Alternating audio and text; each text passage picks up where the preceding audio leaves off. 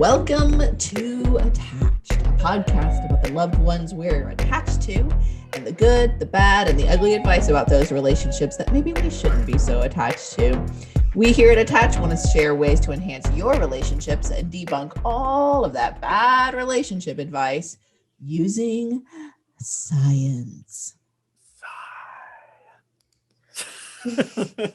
That was a creepy one, but that's okay. That's good. We got it. I'm Dr. Patricia Robertson of the University of Tennessee, Knoxville.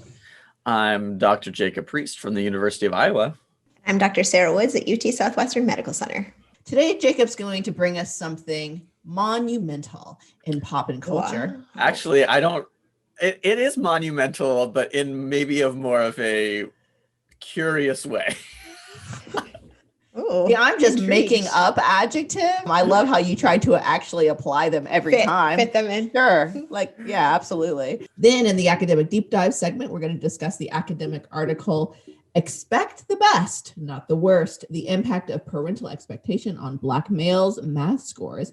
And then in good or bad advice, we're going to talk about some advice from Dr. White out of PBS about how to talk to our children about racism. If you have advice you'd like us to talk about, send it to us. You can email us at attachedpodcast@gmail.com, tweet us, Facebook us, Instagram us at attachedpodcast, or go to attachedpodcast.com and send us a message.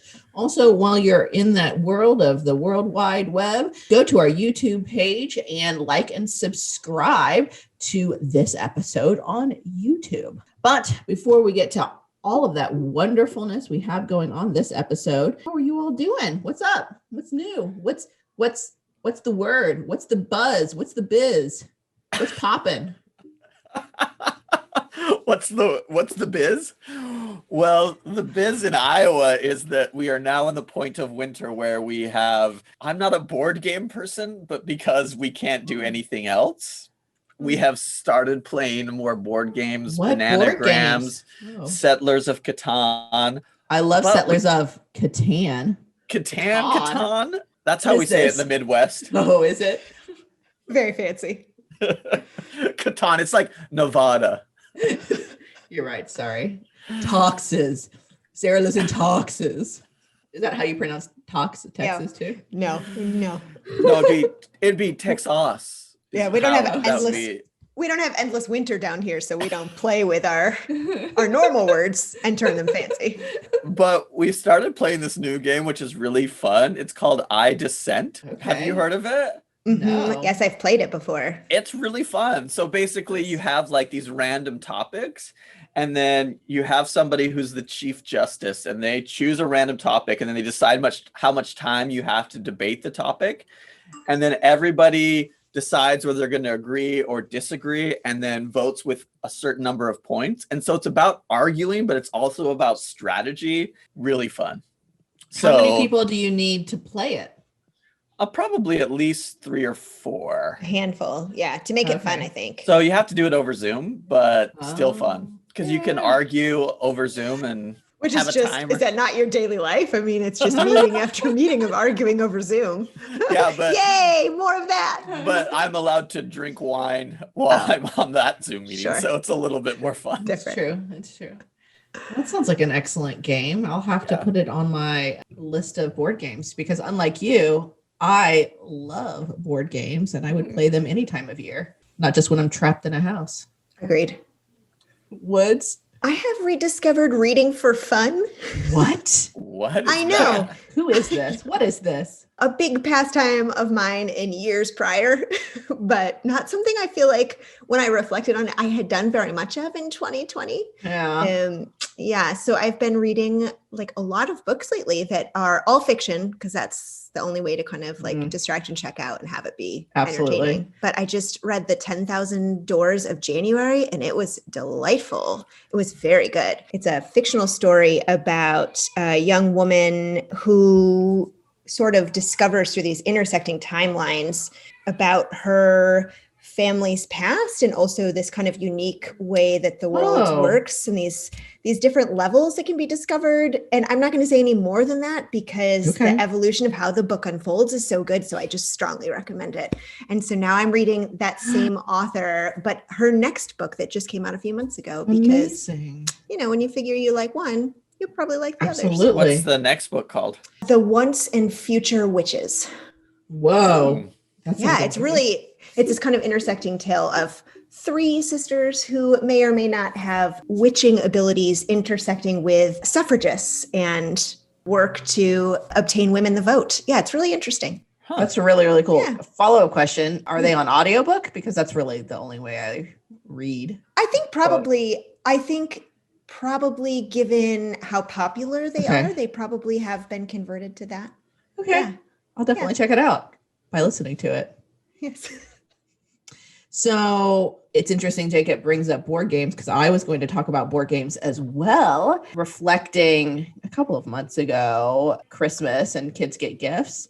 And my kids are finally at an age where like Christmas, they get the concept and they can open up gifts and they get excited about it. And they're like a little bit more self-sufficient. So it's a lot more of the joy rather than like managing and making sure people don't put like wrapping paper in their mouth, stuff like that. But the games that kids get nowadays are absolutely incredible. They are like so beyond Sorry and The Game of Life and all of those games I played as a child. Hungry Hippos. Yes, it wasn't there. That was a good one though.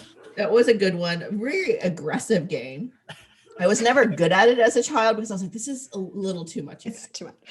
I'm not going to slam this so much. I don't think I ever won that game. I also never won the game where you have to like, as fast as you can, fish for the fish. Anyway. Oh yeah. Where they mouth plastic opens. poles. I hate that one. Charlotte has that one. I hate it. I'm so bad at it. Operation. Oh, It's Operation. not. I hated that one. That one gave me a lot of anxiety.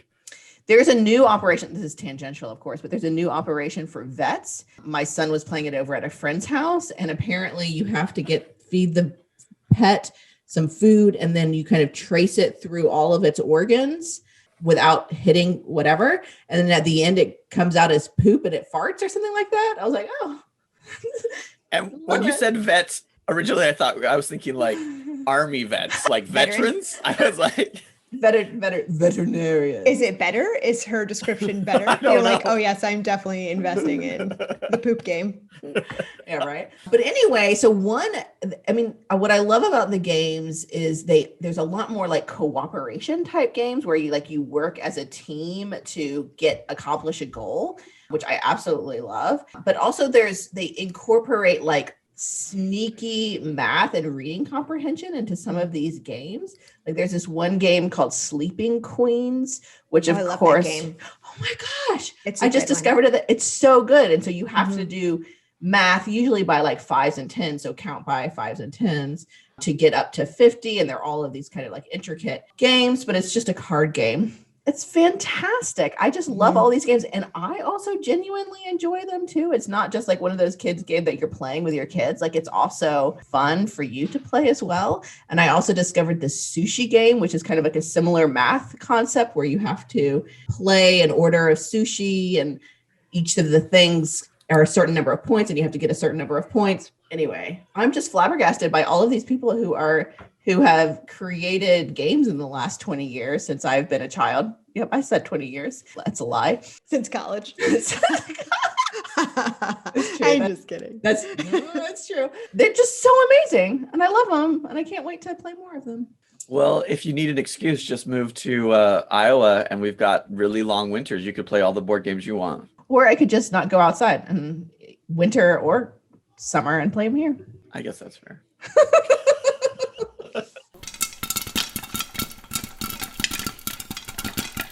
First up, Poppin Culture. We learn about relationships from our friends and families, but a lot of what we think about love and relationships come from what we see in pop culture. For this first segment, we like to take a moment to highlight events in pop culture that influence people's lives and how they view relationships. This is the part of the show that's always prized to Sarah and I. So, Jacob, what you got for us? It is always a surprise because Unlike, Is it a surprise to you too, Jacob? no, I know Oh. I always know what I'm going to talk about. I just don't share it so you can absorb and be shocked and awed by how wonderful it Right. is. React Oh. lifetime. Yeah, I don't want to take that pleasure away from you. Well, I'm thank so you. glad. Yeah. Thank you. So Gosh. But unfortunately, we're going to take a Okay. little bit of a darker turn today. Oh, so okay, here we go. Have you all heard of The Vow on HBO? Of course not. The Vow. So Isn't that a movie? No, it is a documentary series Oh no. on people who left what was it called? Like, is it NXIVM cult? Oh my gosh. Okay, here we go, you guys. Poppin Culture. So, Don't join cults. Is that what the takeaway Well, is for this one? Let's see where it goes. Let's see where it goes with this. Okay. Here we go. yes. Welcome to our roller coaster. I will circle back to the nugget of advice is don't join a cult. Okay, But good. Okay. I think that there is really some important things to learn about this, especially as it applies to what we do in our podcast here. So Sure. follow me on my journey.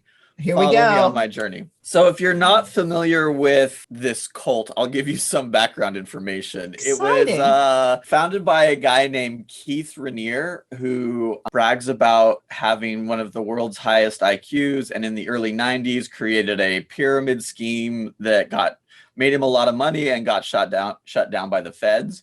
And so in the late 90s or early 2000s, he and this person who says they are a therapist but actually has no credentials created this what they called executive success program. And basically it was training for people to be able to live their best lives, be their most authentic selves, and connect with people in real and authentic ways. Okay, I think I've heard of this NXIVM group. Yes. Now. So like if you ever a lot watch of hotel ballroom classes type stuff. Yeah.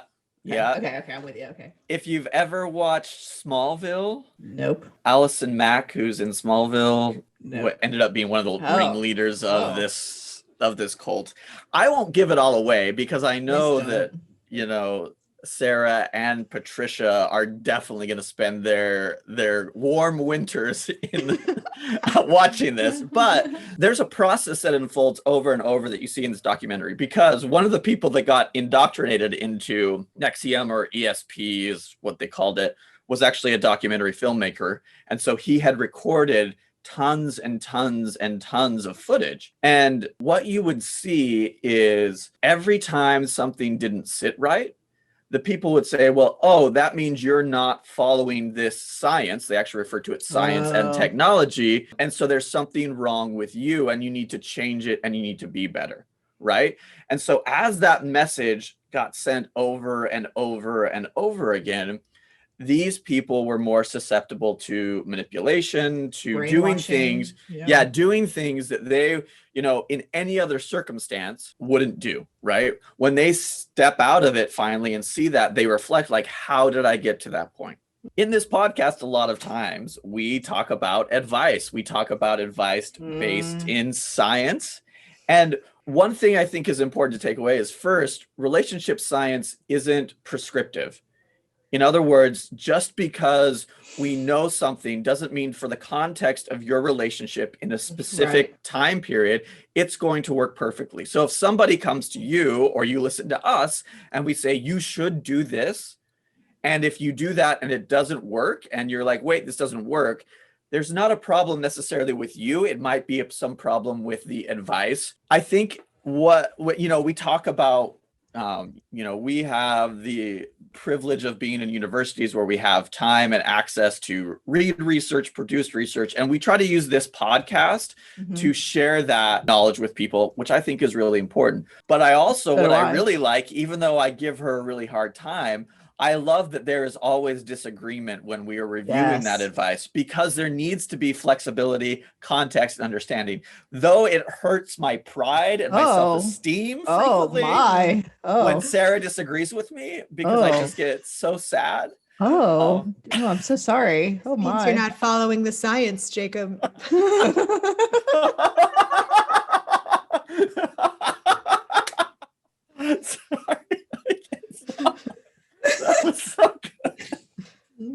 love how Jacob used an entire segment to try and come after Sarah.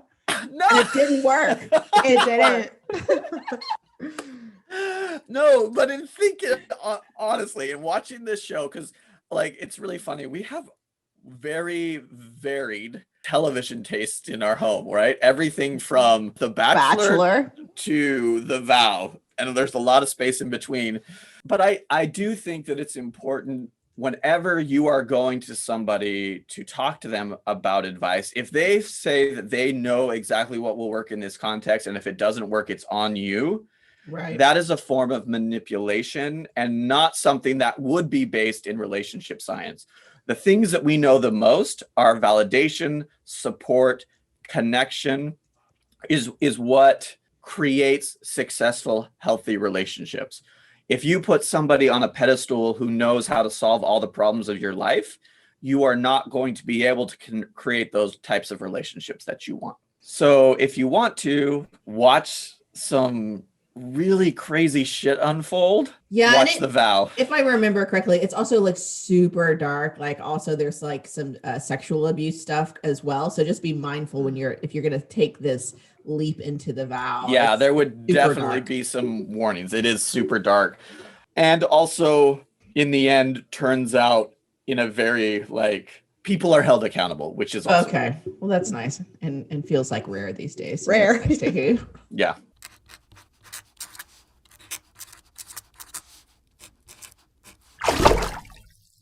Now we're going to move to our academic deep dive segment and talk about a new paper titled Expect the Best, Not the Worst, the Impact of Parental Expectation on Black Males' Math Scores, written by Drs. Lawrence Jackson and Jesse Ford at Florida State University, Dr. Brittany James at Florida AMU, Dr. Sydney Schleiden at Texas Tech, Dr. Deanne Harris McCoy at Northern Illinois University, and Dr. Jamila Holcomb at Florida State University. Recently published in the Journal of Black Studies, this paper describes the study exploring a potential positive protective factor, Black parents' educational expectations for their children, that may help to mitigate the math achievement gap experienced by Black males in the American educational system. The authors describe the many disparities faced by Black students in U.S. schools, including inadequate transportation, fewer teaching certificates held by teachers in predominantly Black public schools, and disproportionate punishments for behaviors that limit in-class time as examples. These disparities in educational oppressions are directly linked to Black students' lower rates of academic success, especially for Black males, who the authors point out are overrepresented in special education classifications, school suspensions and expulsions, and dropout rates. These inequities also show up in Black male high school students' math scores, which have lagged behind all other racial and ethnic groups for over 3 decades. Negative message these students receive about their academic capabilities can also be linked to these educational expectancies or their belief about how successful they can be. Although these authors test the link between 9th grade Black males' education expectancies and their math scores, they also test whether this association may be impacted by parents' expectations about how much their children will achieve academically. So, Sarah, can you help explain what these authors tested a bit more and why parents' expectations are so important? Yeah, so the authors do a really nice job outlining this theoretical orientation that they have to all of these different pieces and how the value of education in Black families can essentially be transmitted from parents to kids and over generations. So they point out that Black parents place a really high value on education and have a goal to be very actively involved in their kids' education. They cite a Pew Research study from a few years ago that said that 75% of Black parents endorsed that a parent can never be too involved in a child's education, and that this education value, this value of academic success, is often linked to identity. So that succeeding academically can mean acknowledging and valuing the sacrifices that parents may have made to leverage academic success. And then also succeeding academically can increase the likelihood of contributing to the education of future generations. So it's really kind of this lovely link across family generations that they're describing that impacts both the identity of these Black students and also their parents who really internalize their children's successes. And so they're talking about these parents' expectations for their children's academic success as a protective factor. And what they're testing is that the higher level of education that parents expect their children to achieve, the stronger the relationship between their children's educational expectancy and educational success will be, which is, it's just a really lovely setup to an important, interesting question about this family dynamic influencing success for a population of students that is particularly oppressed. Their sample included 1,282 Black male ninth graders from the baseline wave of the high school longitudinal study. So this data was collected in 2009. This data set is not the authors, but a national representative longitudinal data set that was collected by the National Center for Education. Okay. And so they measured students and parents' educational expectancy through their belief regarding the highest level of education they would achieve. So that wasn't grade-wise, these were ninth graders, but it was this span from whether they thought they would maybe not graduate from high school, all the way through master's degree and professional degrees. So a really pretty broad span of what they expected to achieve. They also controlled for socioeconomic status, which included the parents' own level of education, which I think is really important in this kind of study. When you're looking at educational success, we know those things can be linked. So they're controlling for that, as well as parents' occupation and the family income. So what they found was that higher students' expectations for their educational achievement and higher parents' expectations for those students' educational achievement were each associated with higher math scores. So the further along I think I'm going to get in school, the further along my parent thinks I'm going to get in school, the better my math score is. They also found that the benefit of high parental expectations was even more pronounced for students who had high expectations of themselves, which is so lovely. Yeah. Now, I think a limitation of this project is that it's cross-sectional. So one could maybe argue that maybe I have a high expectation of my child based on the fact that I already know they get really good grades or they get particularly high math scores.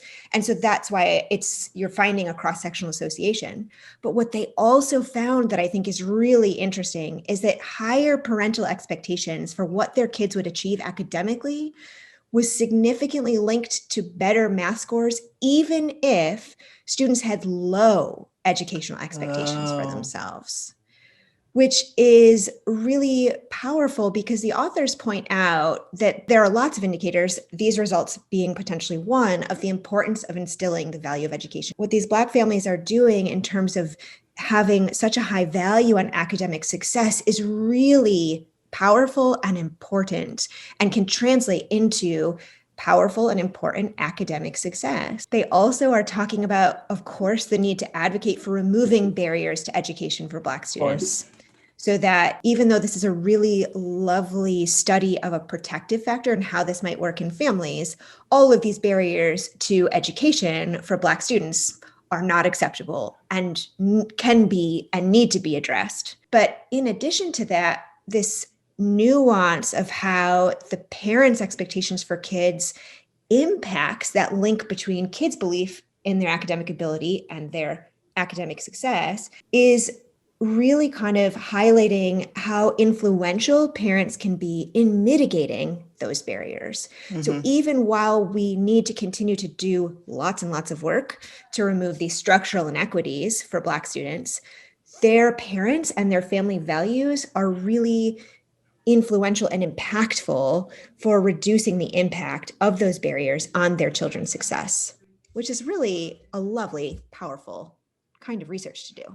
I completely agree. And also, I love some of the authors that are on this paper. We had the fortunate experience to be able to go to school with Deanna, who's now at Northern Illinois University. And also, a lot of these people are from Florida State, Florida State, Florida State. Woo! But Jacob and Sarah's alma mater. I did not go there. yeah, and we forgive you for that. We forgive you for that. Damn, that was fast. I really appreciate how you summarized that, Sarah, because I think those two pieces are really important, right? Structural inequity, systemic racism is embedded into our education system. Mhm. And it is important that we continue to remove those barriers, break down the systems that promote racism within schools, Mhm. and also show how impactful parents can be on kids' educational outcomes, and holding those high expectations are important. Really cool study, really cool data set, just really interesting.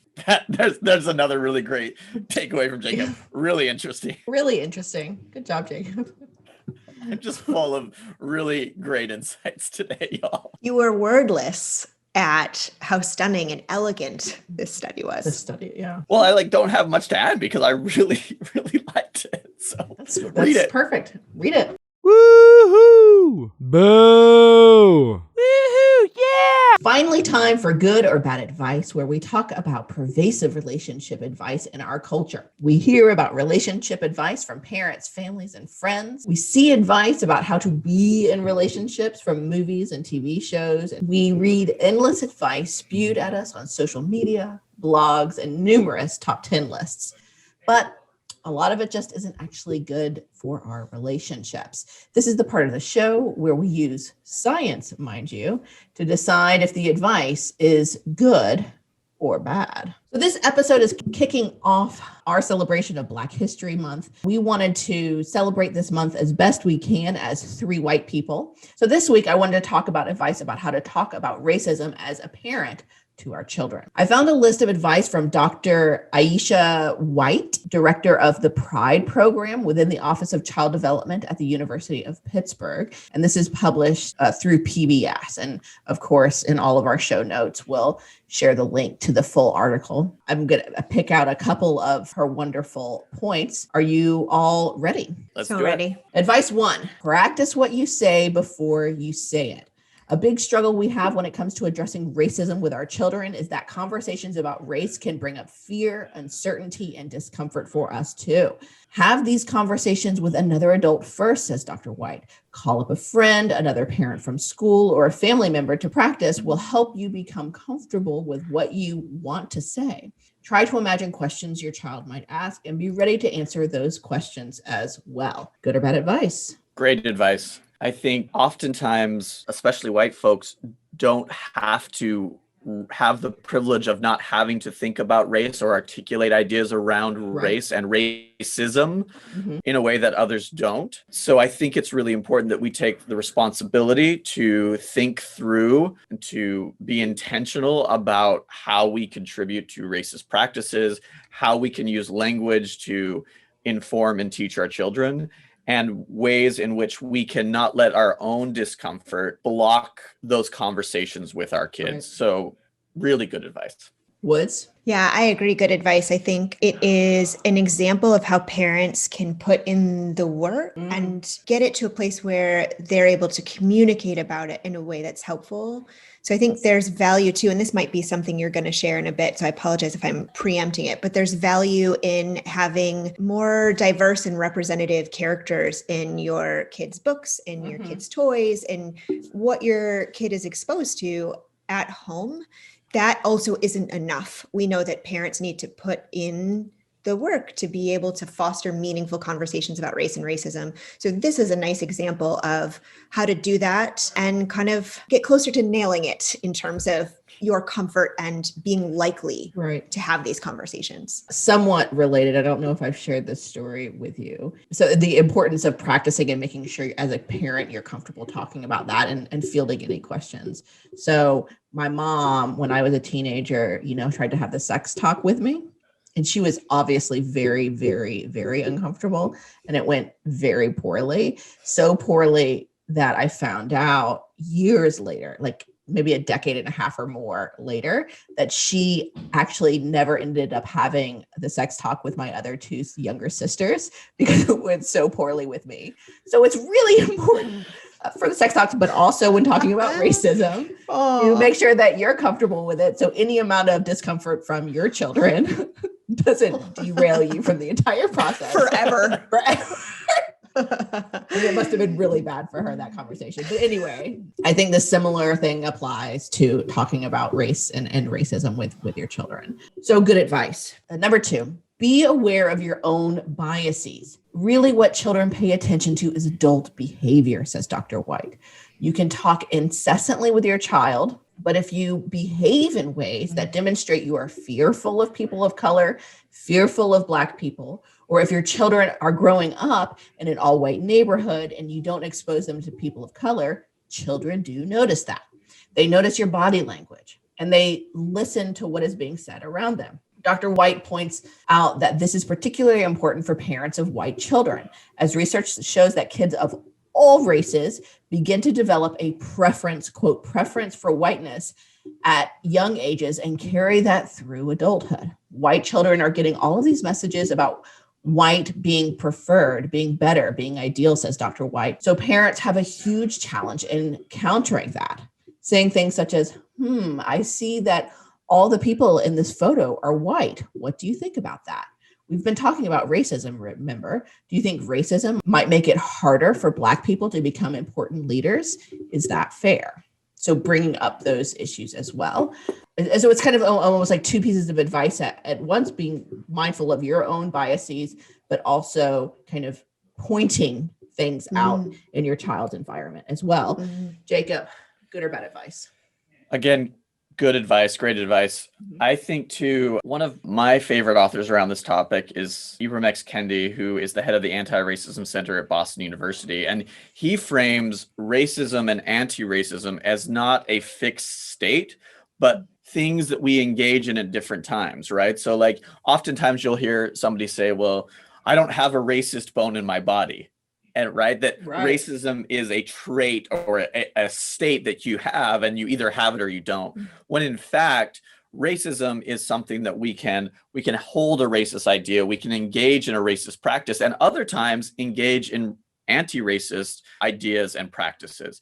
So I think when it comes to this is partially to examining our own behavior and being able to own up and take responsibility when we do hold those racist ideas or engage in those racist practices and hold ourselves accountable, because then we are modeling this process of recognizing, taking responsibility, feeling uncomfortable, and trying to change, which I think is really important to model for kids. Yes, good advice, Woods. Yeah, good advice. I love what Jacob just said so much. It's such a beautiful frame. And I think similarly, my reaction to what you described in that piece of advice is really about authenticity. Kids will attend to our behavior more than our words. So your words fall flat if your behavior is demonstrating something entirely different. So that conversation you just prepared to have by practicing it, or kind of thinking about where can I insert these conversations in ways that are really natural, now I've practiced, etc., falls totally flat if then you're demonstrating a totally different kind of behavior, whether that's consistently or here and there. So I think developing some authenticity and having this be something that you attend to for your own self consistently is really important. So good advice. And I also want to highlight what Jacob is saying, this being anti-racist is an active thing. It's not just good enough to not be racist, right? It's also pointing out, like what they're saying is pointing out in a picture, maybe you see of like a picture of scientists and saying, oh, look, they're all white people here, pointing out these inequities that we see and having conversations, open conversations that aren't angry or anything like that, just open conversations about why these systems are, and bringing your child's attention to that, and also asking them how they feel about that, what they think about that. I think that's also a good thing to process as well. So overall, be aware of your own biases. We're saying excellent advice. And next, this is kind of getting to what Sarah alluded to earlier. Use picture books. Notice what your child might be learning about race from their favorite stories. If all the characters in a book look the same, ask what your child thinks about that. If the characters are diverse, ask them something like, which character would you want to be friends with? Dr. White says, you might be shocked by their answer, but try not to react with judgment. The goal is to understand what your child knows, doesn't know, and what they might be already thinking about race. Then you can help your child learn to ask more questions and prepare yourself for more conversations in the future. So you're using picture books as kind of a tool to understand what's already going on in your child's brain. Good or bad advice, Jacob? Good advice. We are in the process of, we've been, reading books to our son now, who's 7 months old. And we are trying to be intentional because, oftentimes you brought up this conversation too, Patricia. We think of a conversation around race and racism as a one-time event, like the sex talk. But really, in all of these talks, it's a conversation that starts when they're young and continues. And I think that, prioritizing and thinking about how you can begin these conversations, even when your kid is young, is really important, because then you and your child develop this ability to navigate these harder conversations. So you're not just coming to them when they're 16 and be like, oh, let's talk about racism. And we haven't talked about it for 16 years, but here we go. Yep. Right? If we FYI, racism is bad. All right, you're inoculated from racism. Moving on. Yeah, right. That doesn't work. It's important, I think, to be intentional about that throughout developmental stages of your kid's life. So good advice, Woods. Agreed. Good advice. And in addition, I really like this piece about not reacting with judgment, because I think it can be really kind of self-imposed judgment too, of like, oh, like I really don't want my child to be responding in that way or thinking like that, and like, oh, lock it down. Yeah. Or what did I do wrong as a parent? Right, It becomes it could become easily about yourself. Right. Especially if you're kind of surprised to hear something come out of their mouths that really kind of isn't a fit for you values wise, or kind of counter what you're hoping that they are learning or experiencing. But the non-judgmental piece, and I think this is what Jacob is describing too, encourages your kids to continue to respond authentically, and you be able to continue to have those conversations. And it is a learning process, right? If we're to think about racism as something that fluctuates over some of our learning and our experiences in our life course, et cetera, in a way that Jacob just described much more eloquently for your last piece of advice, then these are conversations that are going to need to continue to happen. They will go underground if you are judgmental and try to lock that stuff up. So it's much more important to remain open-minded and non-judgmental in order to have those conversations. So we're in agreement. Good advice. Next, answer, why does this keep happening with an activity? So to provide a little context over this piece of advice, it was brought up when referring to the Black Lives Matter protests around the world in response to the murder of George Floyd and Breonna Taylor. So Dr. White said, we've been here before, something older children in particular will begin to notice, and something very hard for parents to explain as to, why things aren't changing. Dr. White recommends using a short activity she learned from Dr. Aaron Winkler, associate professor at the University of Wisconsin-Milwaukee. And here's the activity. Take out some string and have your child wind and tie themselves up, maybe even looping their hands together with their hands. Then talk about the fact that racism and oppression and discrimination have been building for a long time.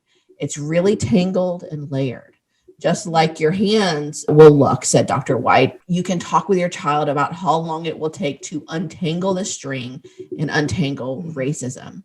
Even if we get one knot out, there will be many more left, and we have to keep working at it.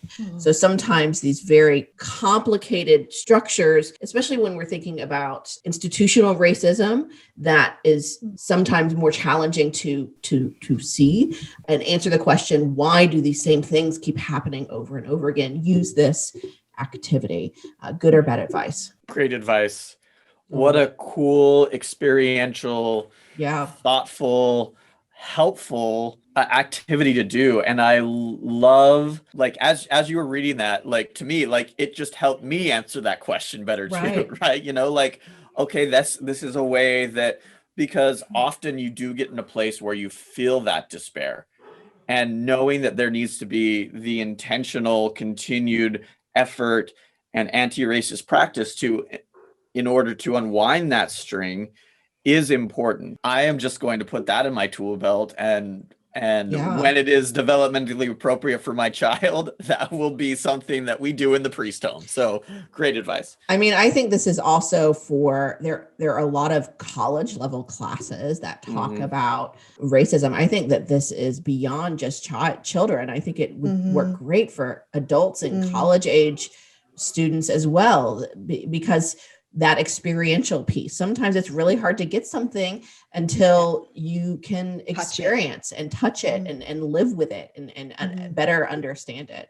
So I think great advice, and even across the age spectrum. Woods. Yeah, I agree. That's so lovely and intentional and visual of an activity that you're describing. I also wonder about the value of having like siblings, for example, be engaged in the process in terms of like, it's not always possible to untie our own hands from things like racism. Yeah. And so how can we help advocate for other people and help untie those knots with them? Because they sometimes, that's the work of all people to be doing. And I think probably could fit in college classes too. Yeah. Team activity. Oh, I like that. I like that. So great advice, excellent activity. Lovely. Recommend doing the activity. I want to do it as well. So this is the last piece of advice we're going to pull, but please read the article. There are a lot of other bits of advice as well. So help children begin to understand how to be an ally. With school-age children, Dr. White says you can start to have conversations about standing up for your friends and classmates. She suggests an activity created by an educator in the Pride teaching cohort. Try reading Intersection Allies, We Make Room for All, and ask your child what they would do if they saw characters in a book being made fun of or called names or bullied. At the end, you can have your child write out a sentence or draw a picture about how they can be an ally and who they can be an ally to. This can be a step toward children thinking about what they can do as a young child who might not feel like they have a lot of power, but they do, especially it seems like in their classroom, says Dr. White. So good or bad advice, this activity of being an ally and kind of practicing being an ally in your home or wherever. Jacob? Great advice. Another great activity. And I really appreciate how Dr. White is introducing this concept of intersectionality. I think that's, an important thing to also discuss with children, in that, the intersection of multiple identities, some that are privileged, some that are oppressed, can make these systems of oppression, of racism, very difficult to navigate. And so even though that can be a complicated issue, using this type of activity to draw out, to provide examples, can create a way for more discussions to happen, a way for developmentally appropriate reflection and discussion, which I just think is, again, something that is important and necessary for us to be teaching kids. So great advice. Great advice. Woods? I agree. Great advice and easy to plug in so many different places. There are lots of great kids' books and television shows, and there are lots of mixed or not so great books and television shows. And a lot of times I have this experience of a parent where I'm like halfway through reading a book thinking, oh God, this is awful. The only way that I can sometimes kind of turn it around so that she's not learning how to be a bully is used as an opportunity for like, let's talk about, this is making me not feel very good. How's it making you feel? And what would you do differently? And they remember those conversations. My daughter and I were talking about the country of Brazil a few days ago and music that originated out of that country and Rio de Janeiro. And then she heard the name of that city in a game a day later and asked me just this morning, is it Rio de Janeiro or Real de Janeiro? And I said, it's Rio. I said, remember we watched like this weird movie like a long time ago. It was called Rio and it had like parrots. And I said, I don't remember liking it that much. She said instantly. And this had to be, 2 years ago. She said it was awful because they treated the parrot bad because he was different than all the other parrots. And then they tried to like kind of force him to marry that girl parrot that he didn't really like. And I remember we didn't like it at all. I mean, I couldn't have remotely told you the storyline of that stupid movie we watched 2 years ago. But when you have these conversations, they stick in meaningful ways that your kids really can draw on later on. So I think this is a really great piece of advice. I agree. I think it is fantastic advice. And also kind of pulling on our academic deep dive about expectations. I think it sets expectations, the parental expectations for the child, that you're expected to be an ally. You're expected to stick up for people who are being bullied, especially in the context here because of the color of their skin or their gender. That's an expectation in this family, that we stick up for people who are being oppressed in society. And I think that's really, really nice. And I don't know if there's any research about that, parental expectations and what the child does, but extrapolating substantially from our academic deep dive segment, I would imagine that it would affect change in the child's behavior if those are the expectations you're setting as a parent. Thanks for listening to Attached. Remember, call us, email us, or get at us on the social medias about any relationship advice you've received that you're wondering whether to follow or pass on. We cannot wait to talk about it.